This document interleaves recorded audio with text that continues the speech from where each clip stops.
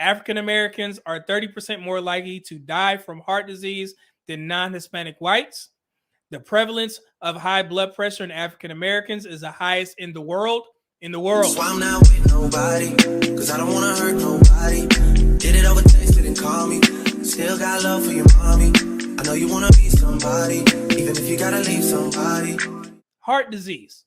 I'm not doing this video to scare you guys. I just want to make sure that you guys are aware and do some preventative medicine in regards to getting checked and making sure that you're good to go. Because, like I said, in the Black community, that is the #1 killer. Heart disease and stroke. This is from the United States. 1.5 million in the United States suffer from heart attacks and stroke each year.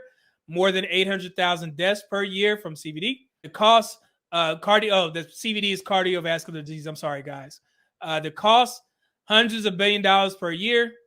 And CVD is the greatest contributor to all racial disparities in life expectancy. We're going to go a little bit deeper in regards to the Black community. But I wanted to get one of my favorite doctors to listen to from Stanford University. He's going to explain some of the numbers in regards to the Black community, and then we'll move forward. Like I said, I just want to give you guys the education and information. I know this may be a little bit boring to you all, but it is it's necessary to have this discussion in an open forum, and also put these videos out to make the Black community aware of heart disease and how it affects our community.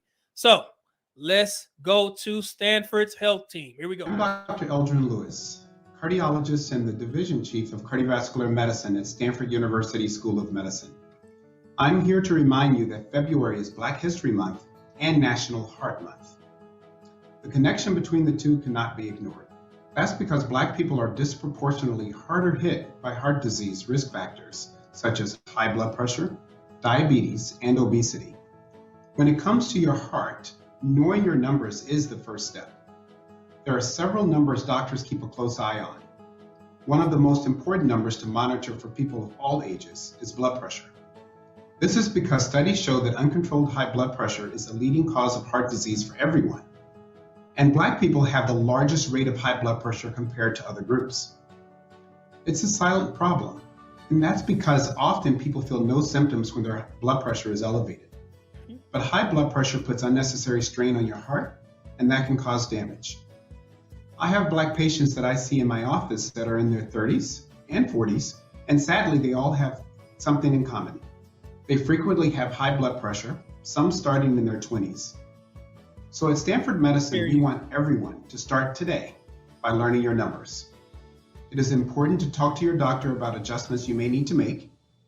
And remember that the changes that you make today can positively impact the long-term condition of your heart and your life expectancy. Don't delay. Make your heart health a priority. Okay, thank you, Dr. Lewis, for educating us. So who's at risk? The Black community. The #1 leading cause of death in the United States is heart disease. African Americans are 30% more likely to die from heart disease than non-Hispanic whites. The prevalence of high blood pressure in African Americans is the highest in the world. As you guys know, I am not a fan of soul food because of the fact that it is sodium based. I hate greens because I've seen how they've been made, and it is crazy. You know how the Black community overdoes it with the spices. Sometimes definitely spices are necessary. I love them. But like I said, when you eat that soul food, all that sugar and the yams, the sweet potatoes and all this stuff, and then you making the greens and all the salt being used, that is probably the #1 cause of why Black people are suffering from heart disease and also high blood pressure, because of the fact that our diets are piss poor.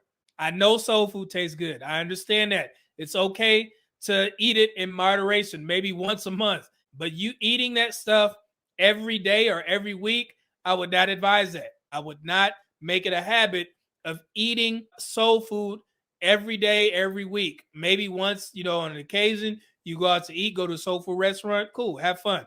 But if you're not working out and you're just sedentary and you're not doing what you need to do to monitor your weight, I would just remove soul food from your diet altogether. I'm not a fan of it because of the fact that I see the effects that it has on the Black community, and I would advise you guys not to if you're going to make soul food, try and make it a little bit healthy and ease up on the spices, the sodium, the sugars, and things of that nature. This report focuses on the issue of blood pressure control.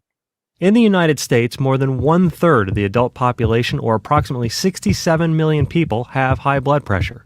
Of those with high blood pressure, more than half don't have it under control.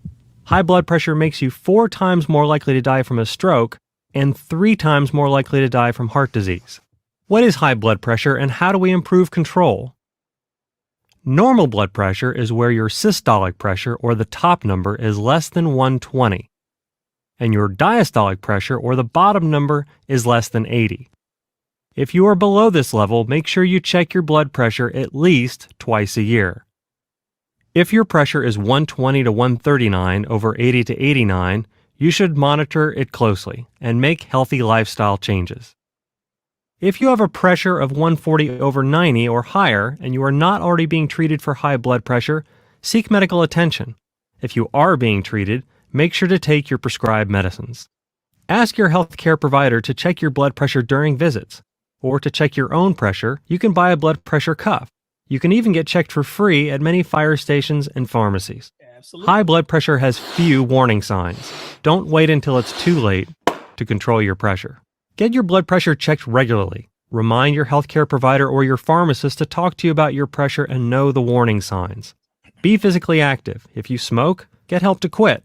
Practice other good health behaviors. And take prescribed medicines as directed. High blood pressure is within your control. If you guys didn't know what systolic and diastolic actually means, the systolic, the upper number, that's your heart when it's beating.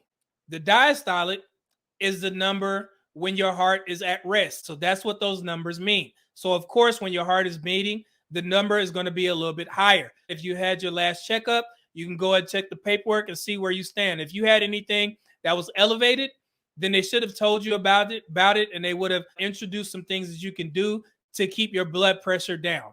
So here, I'll show you mine real quick. Like I said, I had to go back. I'm actually coming up I do 2 checkups each year because my job requires it for one, and then I also do my own. So this is mine for my last one. My blood pressure was 117 over 73, which is in the parameters. So like I said, I'm just not telling you guys to go ahead and do it. I'm actually doing the work as well. I get my checks 2 every year. So I encourage you all to do the same.